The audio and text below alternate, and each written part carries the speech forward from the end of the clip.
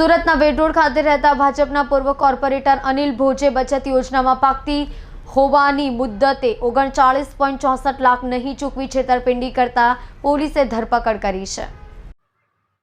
સુરતના વેડરોડ ખાતે વર્ષોથી વિવિધ બચત યોજના ચલાવતા પિતાએ શરૂ કરેલી 2 યોજનામાં રોકાણ કરનાર બહુચરનગરના બિલ્ડર અને અન્ય 30 સભ્યોને પિતાના મરણ બાદ પાકતી મુદ્દતે 34.64 લાખ નહીં ચૂકવનાર ભાજપના ભૂતપૂર્વ કોર્પોરેટર અને તેના ભાઈ વિરુદ્ધ ગુનો નોંધી ધરપકડ કરી વધુ તપાસ હાથ ધરવામાં આવી છે। પ્રાપ્ત થતી વિગતો અનુસાર વેડરોડ બહુચરનગર ઘર નંબર 127માં રહેતા કાનજીભાઈ વાલજીભાઈ ભોજ વર્ષોથી બચત યોજના ચલાવી લોકોને સભ્યો બનાવી દર મહિને પૈસા ઉઘરાવતા હતા।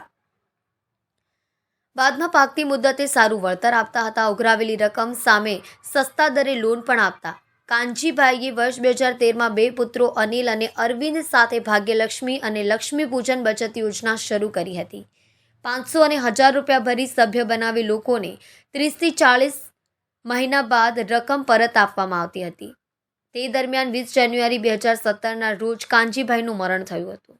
કાનજીભાઈના મરણ બાદ બંને ભાઈઓ તેમની ઓફિસે બેસતા હતા। યોજના પણ ચાલુ રાખી હતી। જોકે યોજના પૂર્ણ થયા બાદ તેમણે પૈસા પરત કરવાને બદલે વાયદા કર્યા હતા। બહુચરનગરમાં રહેતા બિલ્ડર હર્ષદભાઈ રાઠોડ અને અન્ય 30 સભ્યોના કુલ 39.64 લાખ પરત નહીં કરનાર પૂર્વ કોર્પોરેટર અનિલ ભોજ અને અરવિંદ વિરુદ્ધ ગુનો નોંધાતા પોલીસે બંનેની ધરપકડ કરી વધુ તપાસ હાથ ધરી છે। ચોક બજાર પોલીસ સ્ટેશનમાં ગત તારીખના રોજ ફરિયાદી શ્રીઓની ફરિયાદ મુજબ સૌપ્રથમ પ્રાથમિક અરજીની તપાસ કરતા ગુનાની મંજૂરી એસઓપી મુજબ આવતા ગત તારીખ ચોક બજાર પોલીસ સ્ટેશનમાં આઈપીસી કલમ 406, 420 અને જીપીઆઈડીની કલમ મુજબ ગુનો રજીસ્ટર કરવામાં આવેલ છે, જેમાં અનિલભાઈ ભોજ અને અરવિંદભાઈ ભોજની ધોરણસર અટક કરવામાં આવેલ છે।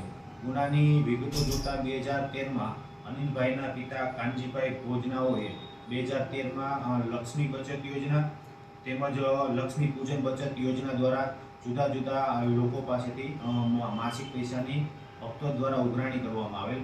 એ જે પૈસાઓમાં એકઠા થઈ સમયાંતરે પાછા પણ 2017માં આ જે કાનજીભાઈ ભોજ છે એક્સપાયર થઈ જતા તેના બંને પુત્રો અરવિંદભાઈ અને અનિલભાઈએ લોકો પાસેથી બચતના યોજનાના પૈસાના કલેક્શનનું ચાલુ રાખેલ। ત્યારબાદ 2019 બાદ આ જે પાકતી મુદતે જે રૂપિયા આપવાના હોય તેમાં અરવિંદભાઈ અને અનિલભાઈએ હાથ ઊંચા કરી દીધેલા, જેથી અરજદારોને અસંતોષ થતાં સૌપ્રથમ કતારગામ પોલીસ સ્ટેશનમાં પ્રાથમિક અરજી આપેલી।